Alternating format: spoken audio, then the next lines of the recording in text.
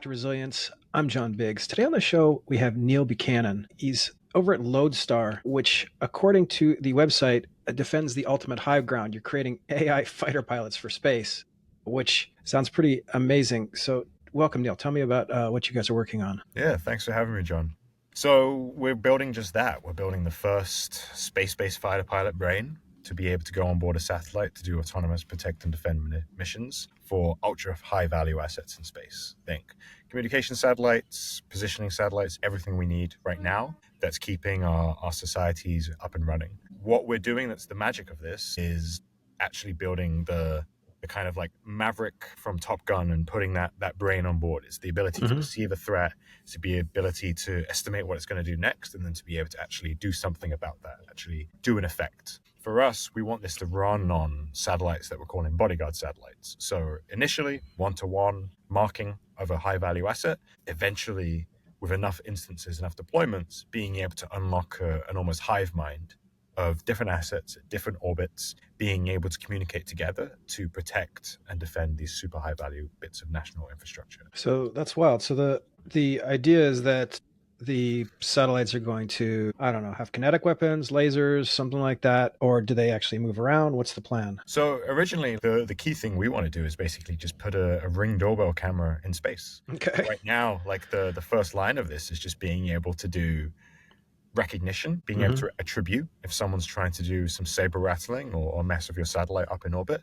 Just being able to have something that can say, I saw this happen, that now unlocks a new level of deterrence that so far we just don't have. For us, we also want to be able to take this a step further where we can do that effect as well. That could be maneuvering and blocking something from coming closer, or it could be something further along the lines of being able to do reversible, non-kinetic effects of starting to interfere with that satellite so it doesn't allow itself to inflict your capability even further. So there's all different levels of the spectrum here.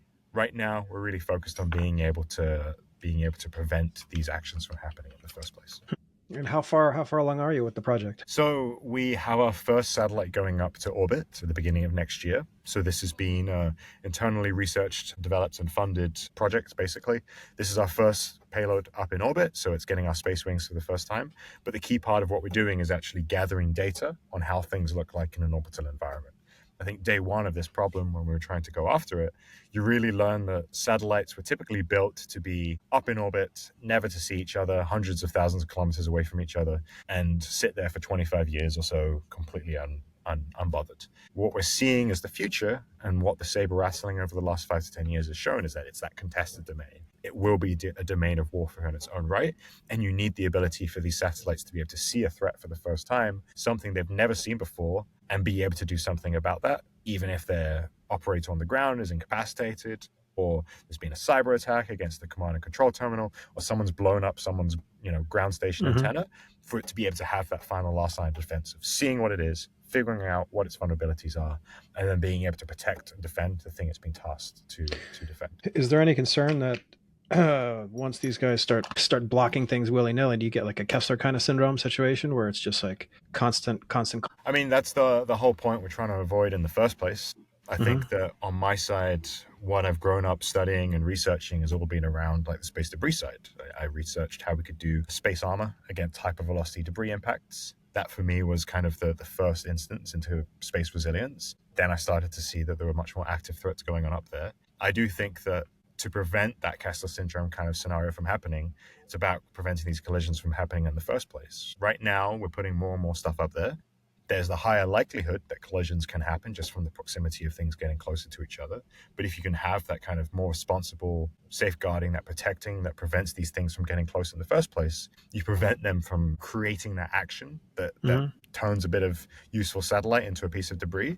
And you also prevent them from potentially doing a risky maneuver in the first place that could result in more pieces of debris. So for us, it's about that strength on space superiority that deters that kind of action from happening in the first place. How delicate are these satellites at this point? So is it, I mean, one would think that they could probably survive a couple direct hits from some rocks, but what's the real threat right now to like a GPS satellite, for example? Yeah, I mean, anything that's smashing into another piece of spacecraft at ultra high speeds is going to create a debris generating event. The research that I was studying was all around little bits of micrometeorite grams worth of material going at 7 kilometers a second, like that has a massive impact energy from the way that you do kinetic energy and you square that velocity term.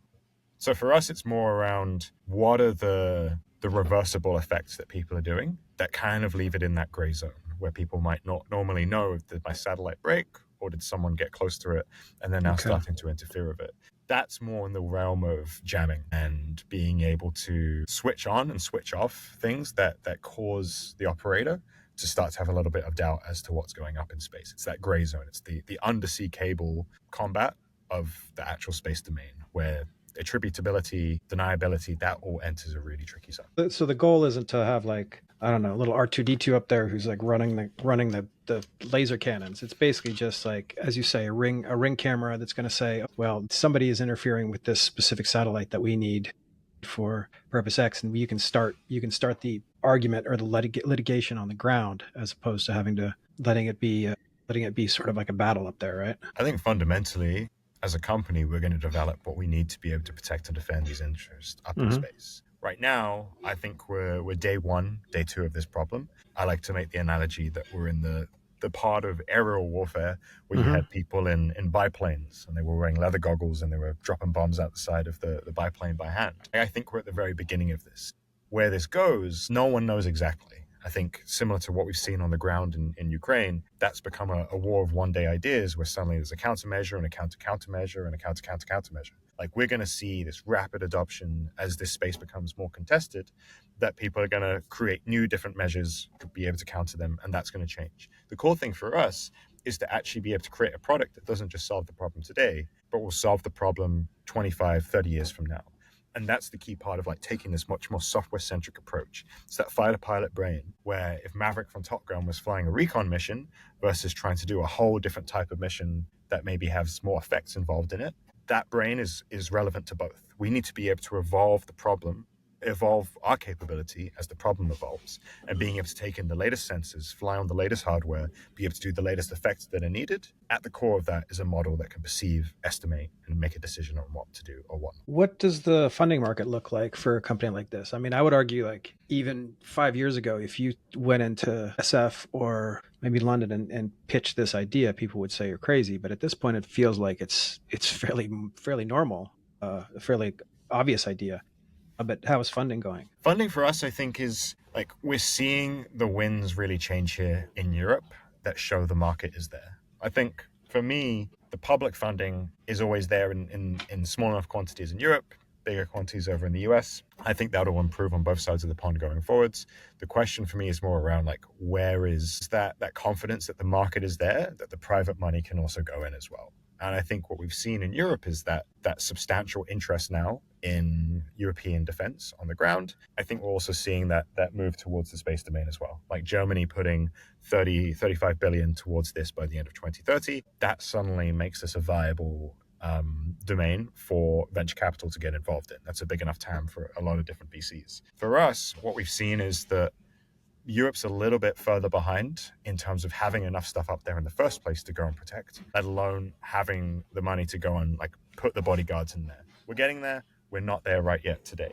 For us, I think where we see the biggest demand is coming from the US. You have a talent pool, a risk appetite for a problem of this size. You have Golden Dome now, which even if no one knows exactly where it's going to land, they know that there is an administration now, there was a threat that's rising, and there was an opportunity here for a company to make a hell of a lot of money to go after this problem. So for us, like that's where we have the most success. That's where, as a company now, we're flipping over to the US and being able to really tackle this problem, make that coalition of shock and awe, be able to make some really big swings here. And the money responds well to that. This is a generational N of one company to go and build. And I think the private markets really respond well to that ambition. What's your competition like? I mean, obviously you need a couple very specific PhDs to do this kind of work.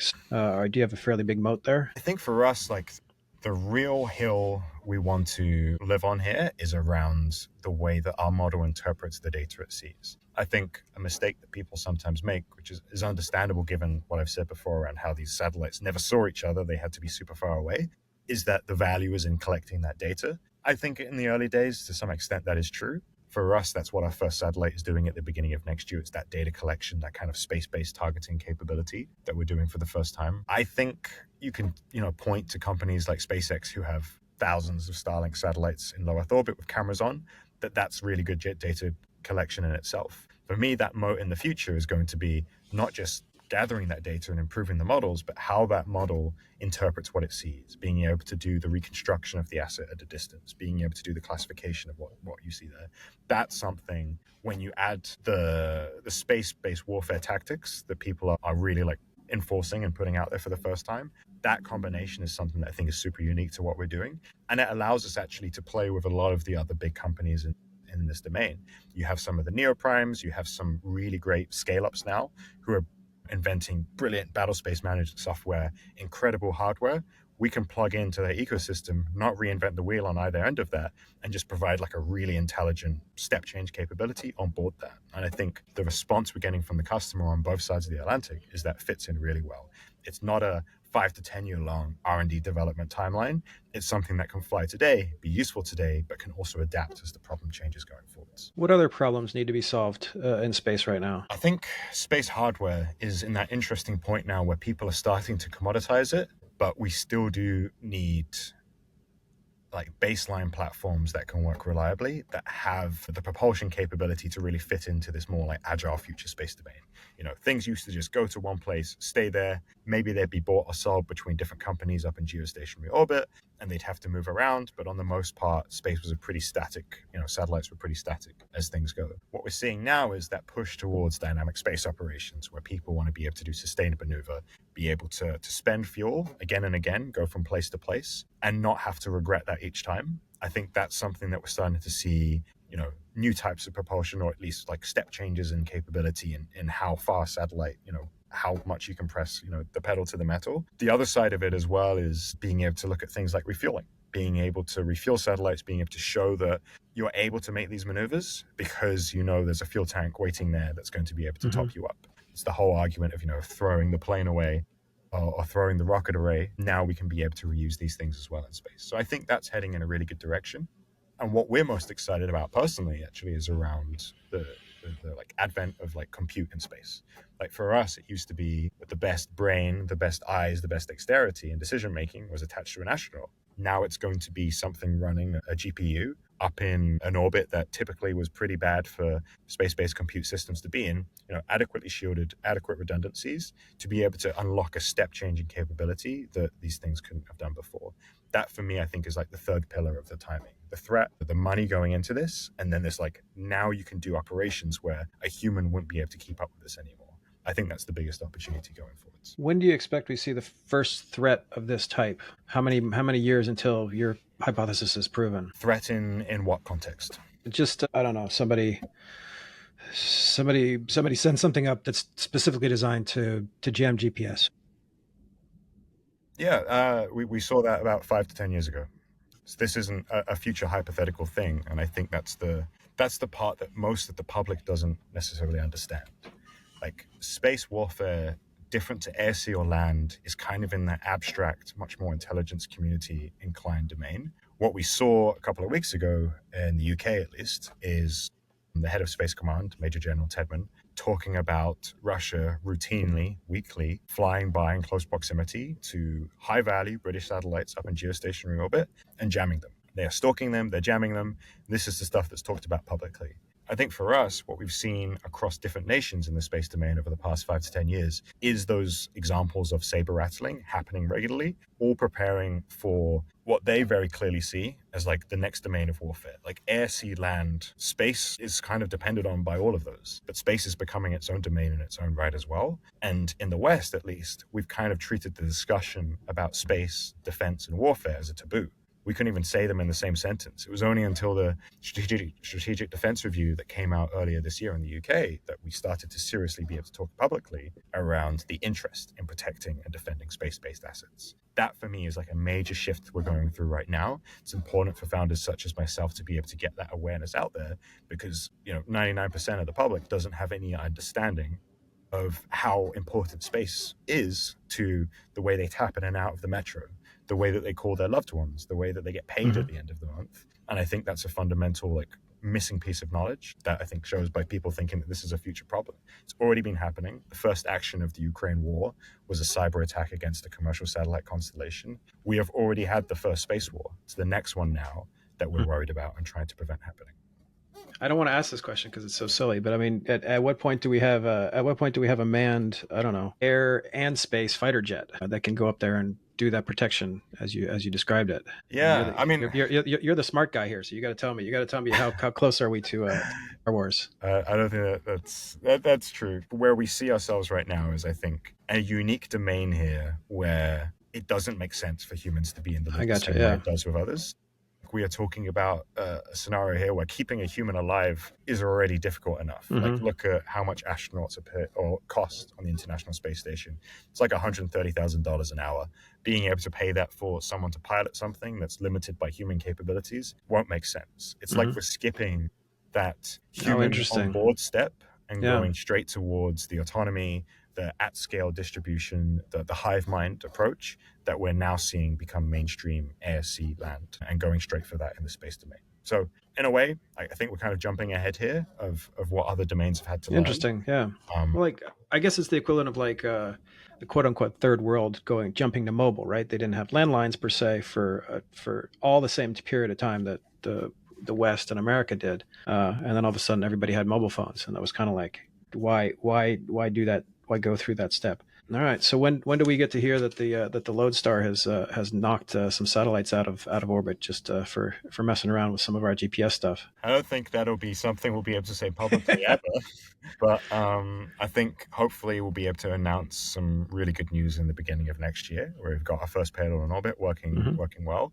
We've got some really great testing campaigns that we've got with some partners that we're working with publicly that have been announced that we're excited about. And then from that point, it's just about putting more instances, deploying the latest thing each time. What's great about being hardware agnostic is that we're not married to one specific type of satellite. For us, that's great because we don't know exactly where the problem's going. So there's no point starting a 5-year-long R&D program to then find out in 5 years that the problem's moved on. We can fly on what's latest, what's best. So I think all these different partnerships we're making now are really strong, and ultimately just getting more of those instances up there, more deployments, building out that hive mind. And it's a weird line of success in a way where if what we're building works, no one will ever have to know about it. Exactly.